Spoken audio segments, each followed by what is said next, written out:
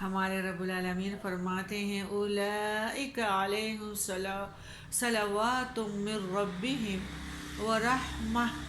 واولئک هم المہتدون۔ ایسے ہی لوگوں پر اپنے رب کی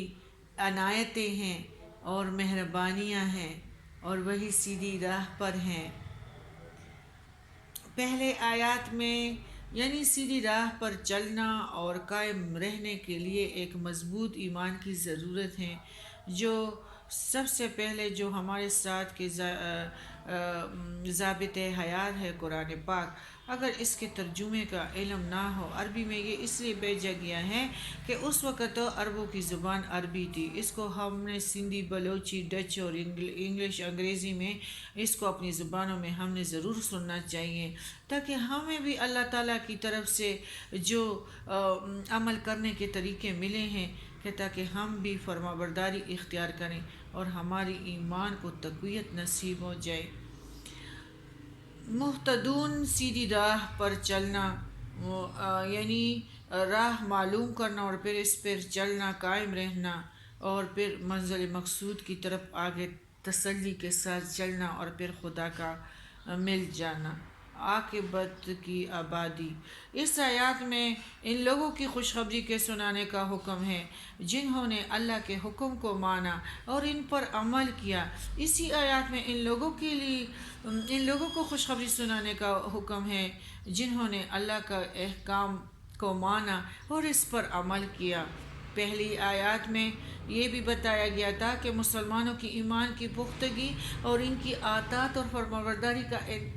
امتحان لینے کے لیے ان کی آزمائشیں ہوا کرے گی، انہیں طرح طرح کی مصیبتیں اور تکلیفیں پہنچے گی، دشمن کی مخالفت کا خوف ہوگا، سچ بولنے پر اہل غرض کی طرف سے اذیت پہنچے گی، مخالفین کا دباؤ ضرور ہوگا، قحط، فاقہ، جان و مال کا نقصان ضرور ہوگا، کھانے پینے کی چیزوں کی کمی کی تکلیف جھیلنے پڑے گی، اور ان مصائب کی وجہ سے انسان لالچ اور ہرس میں آ کر حق سے بھٹک جاتے، کبھی رشوت کرتا ہے، کبھی معاملات صحیح نہیں کرتا اور صرف دنیا میں لگا ہوا ہوتا ہے کیونکہ اس میں ہرس آ گیا، طمع اور لالچ اور حق اس کے دل سے نکل گیا ہے، اب یہ بہت دور جنگل میں جا غلط رستوں پہ چل پڑا ہے، تکا درماندہ کسی گڈھے میں ضرور گرے گا۔ گڈھا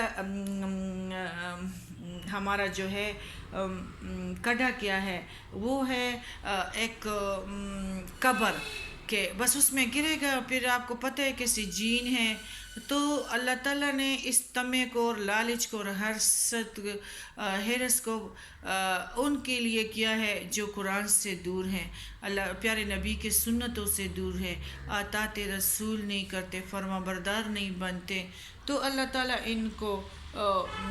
تکے درماندے ادھر سے ادھر گریں گے کھڈے میں، اور پھر ان کا انجام بھی بہت ہی برا ہوگا۔ اس لیے جو لوگ ان مخالفتوں کی پرواہ نہ کرتے ہوئے اللہ کا نام اور اللہ کے دین کو بلند کرنے کا مقصد نہیں چھوڑیں گے بلکہ ثابت قدمی اور استقلال سے اس پر ڈٹے رہیں گے، وہ صابرین میں شامل ہوں گے۔ ایسے لوگ کہیں بھی نہ ڈپریشن میں جاتے ہیں اور نہ اور بیماریوں میں، ایسے لوگ یہی کہیں گے کہ ہم اور ہماری ہر چیز اللہ کے لیے ہیں اور انجام کار اسی کی طرف لوٹ کر جانا ہے۔ اگر اللہ کی راہ میں جدوجہد کرتے ہوئے ہمیں یہ یا ہماری ان چیزوں کو نقصان پہنچے گا تو اللہ ہمیں اس سے بہتر عطا کرے گا اور وہ بدلہ دینے پر قادر ہیں، تو ہمیں یقین ہے کہ وہ ان باتوں کا صلہ ضرور عطا کرے گا اور وہ صابرین کے ساتھ ہے اور صابرین کو پسند کرتا ہے۔ اس آیات میں یہ بھی بتایا ہے کہ ایسے صبر کرنے والوں کا اجر اللہ تعالیٰ فرماتے ہیں میرے پاس بہت بڑا ہے، دنیا اور آخرت میں ان پر ہماری خاص عنایتیں ہیں، ہم اپنی خاص نعمتیں ان پر بھیجیں گے، ہماری مہربانی ان پر جاری رہے گی، اس لیے انہیں کہ مخالفوں کی مخالفت کے خوف سے پیچھے نہیں ہٹنا چاہیے، بلکہ ان آزمائشوں میں پورا اترنا چاہیے۔ اور پھر یہ بھی بتایا گیا کہ آزمائشوں میں صبر کرنے والے سیدھی راہ پر ہیں اور اللہ تک کامیابی کے ساتھ پہنچ جانے والے ہیں اور بہت جلد پہنچ جائیں گے۔